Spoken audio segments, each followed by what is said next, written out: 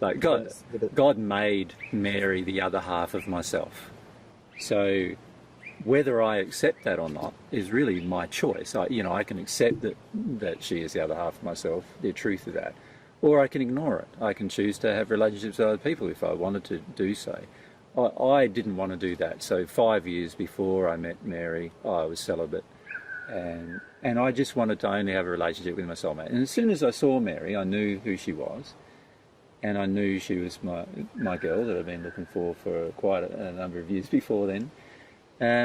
But I could also feel that Mary was upset from a breakup of a previous relationship, that she was uncertain about what she was going to do with her future. I didn't tell her that I felt she was my soulmate. I thought, that's not good for me to do that when she was in a fair bit of personal pain, or what I felt was a fair bit of personal pain at the time. And while Mary probably wishes that I had said something at the time, at times, I didn't say anything because I felt that, it was up to her to work through any issues of attraction or lack of it, or any of those kind of things. And so we have had a relationship where basically I honour Mary's right to express her will at all times. So that means that if she doesn't want to be with me, I don't try to force her to be with me. Like, I just say, no worries, darling, go and do your thing, whatever you want to do. And there's been quite a number of times where Mary's gone away for 3-4 months sometimes, and then come back, And sometimes in our relationship as well, like I can feel that there's some issues that Mary has with different things, and sometimes I say, well, darling, while we're sleeping together, it's going to be hard for you to deal with that issue, so we should just sleep apart for a while. And sometimes we've slept apart up to 6 months while Mary's worked away through different issues. And so, how would you characterise my response to our relationship early on? Which response was that? Or how did you feel I reacted to? Oh yeah, you were very angry and upset, and often very controlling, and trying to always control me and push me around, and it took me time to work through all of that and say, okay, this is not really what I wanted, but my soulmate to do, but this is where she's at, and I had to accept where she was at in terms of her own feelings about relationships and what kind of things I had a lot of ideas about what a loving relationship should look like that were actually based on my desire to be in control of the man, predominantly just of the man. I didn't want to feel vulnerable or exposed or have any expression of myself where I wasn't in control. And I was pretty open to doing what Mary wanted, as long as it was harmonious with love, right? And sometimes it wasn't, so that made it a bit more difficult.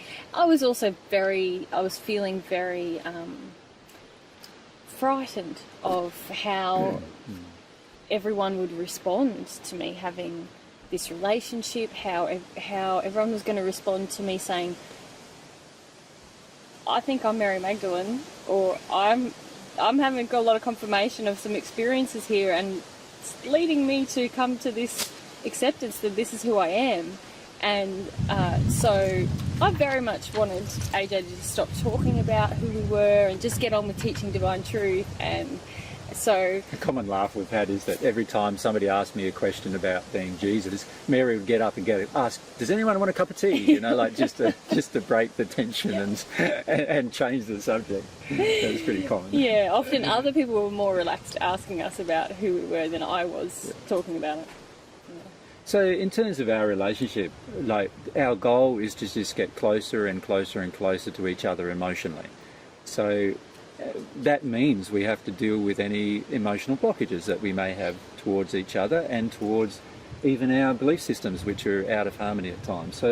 So what we've both got to do, and what we know we've both got to do because we've done it before, is that we have to choose to accept God's truth over our own desire to stay in our own personal ideas and concepts. And so in that process, I need to exercise my will to choose God's truth, and Mary needs to exercise her will to choose God's truth. But I don't have control over Mary exercising her will. She's allowed to choose not to. She's allowed to do whatever she wants. And Mary has no control over my will. I'm allowed to do what I want. I'm allowed to choose not to accept God's truth either. And so what we're basically both doing, we both have a very strong desire to accept God's truth when we recognise it. And that includes accepting God's truth about ourselves. And so that becomes our primary focus, and that's what eventually causes the what I call the union process, like the process of becoming unified with each other, in complete harmony with each other in every way. The more we accept the universal truth and God's truth about ourselves, the more we're going to get closer together as a result, if we're soulmates. So, and that's what has been happening in our relationship, and will continue to happen until such a time as we have completed the process of unification. And once the unified process completes, basically Mary will just be a feminine expression of our one soul, and I'll be a male expression of our one soul. And in fact, anybody who speaks to us will basically get pretty much identical answers with a feminine and a masculine expression of it, on any subject that we know the truth about. Yeah. So. Often happens already, doesn't it? Yeah. And quite often people go to Mary and ask her a question, and she gives them an answer, and they go away going, I don't like that answer.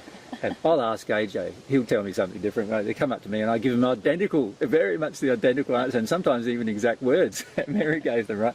And they go away going, still don't like that answer. But they sort of expect us to say different things. And many men and women, like it's gender-based many times. So a male might come up to me and ask a question, and I give him an answer that he doesn't really like at the time, and so he goes to Mary, and he thinks because she's a woman, he'll get a different answer from her, and Mary often then and independently gives him the same answer, and he goes away, and then he's got to think about it because both of us have given the same answer, and we find that happening frequently, don't we? Where people try to. Or they believe that we're not as connected to each other as we are, and they also have a tendency to believe that I don't know all of Mary's history, or Mary doesn't know all of mine, and so forth. Yeah. People seem to assume that we don't have our relationship is very transparent. We speak very honestly about our past, about what we're feeling right now, about our desires, our passions, what we want to do in the future. And the only time I don't mention things to Mary is when Mary tells me not to. Basically, and she has done that quite frequently in the past, but less so now. So when we first met, Mary said, "Don't you tell me anything about me being Mary Magdalene. Don't you tell me what you think are your memories about me in the past." And so I didn't. and Mary had all these memories come up on her own, of course, and then she's going, "Well, okay, now I'd probably like to talk about this with you." Is that what you remember as well? And I go, yeah, that's exactly what I remember. And so, in that regard, we have an independent experience. But as we work through our different emotional injuries, we get closer and closer together. So you could say that the independent experience eventually grows into a single experience, basically. And that's what's happening in our life. Excellent. Thank you.